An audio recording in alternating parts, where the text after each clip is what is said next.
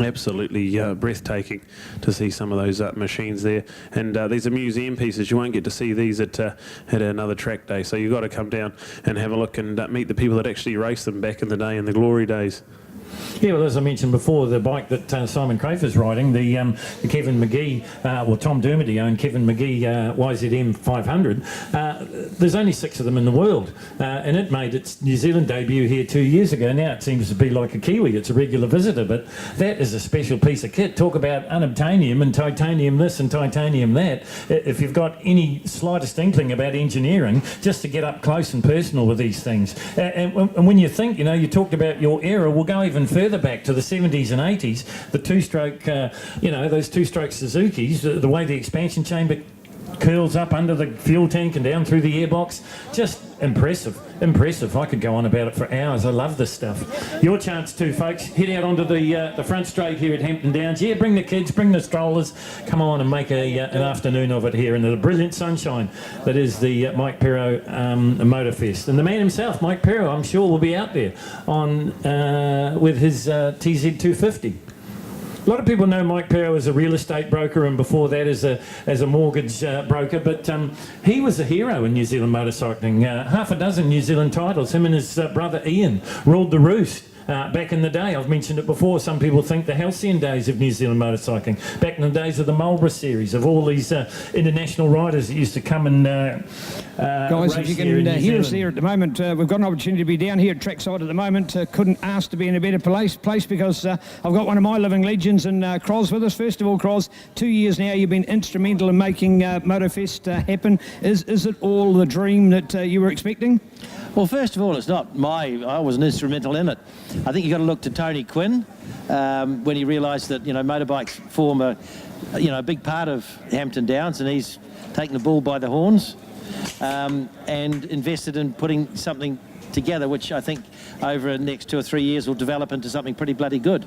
It certainly does indeed. All right, a day in the life of Cros at the moment. We see your Facebook page, and next thing there's another bike being knocked out. And the worst thing about your job is you've got to say goodbye to those bikes. Man, you're making some beautiful masterpieces, aren't you? Some of them have been taking a little bit longer than anticipated. We're delivering one at the moment, which is about 3 years in the make. Oh, yeah, that's a toughie. Okay. But end result is they're turning out okay, and I've got plenty of work to carry on. Right, these Cros leathers, they get a bit of a workout every so often. What do you think of Hampton Downs? What about a circuit to ride on? I've well past doing any competitive riding, so I leave it to the younger guys. It's their day in the sun.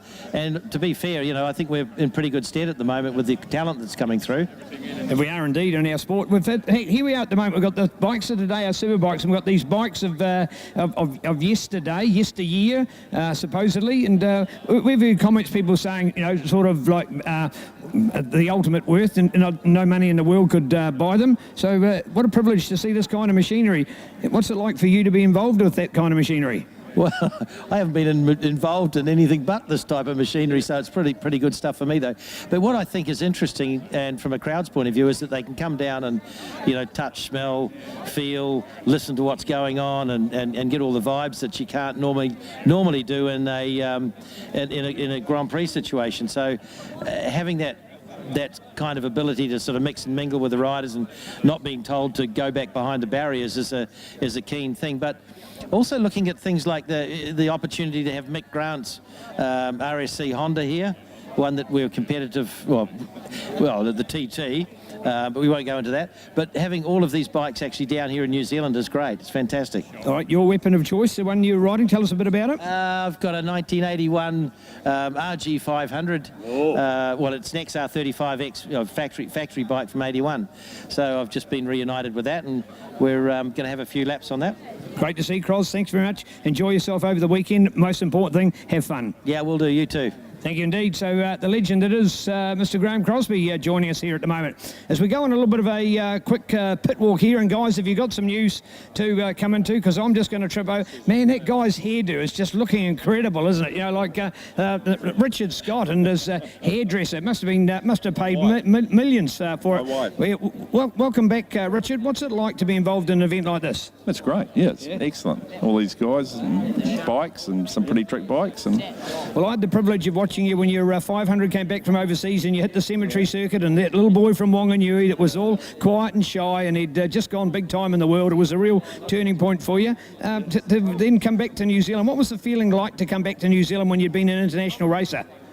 Oh, it's always good coming home, yeah, and you're in your own backyard, so you got to try pretty hard. Yeah. It's just the way it goes for anyone that races. Well, you might have been a 500 Grand Prix rider, but you still had to work for it when you came home to New Zealand. Yeah, never an easy race out there. Yeah. All right, what's the joy about riding in this event? Is it the camaraderie? Is it the bike? Is it the track, or a combination? I think it's camaraderie first, and but joined together by motorcycles and motorcycle racing. You know.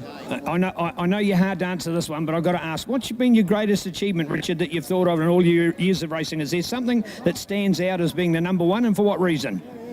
Probably.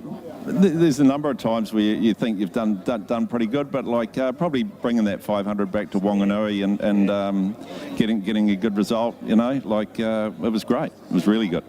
All right, so you still sell the odd car? No, I've been out of cars for a while now, and I sell money. Oh, okay. For the cars. Excellent, of course. MTF Finance. We'll get a plug in there. Of course we do. Yeah.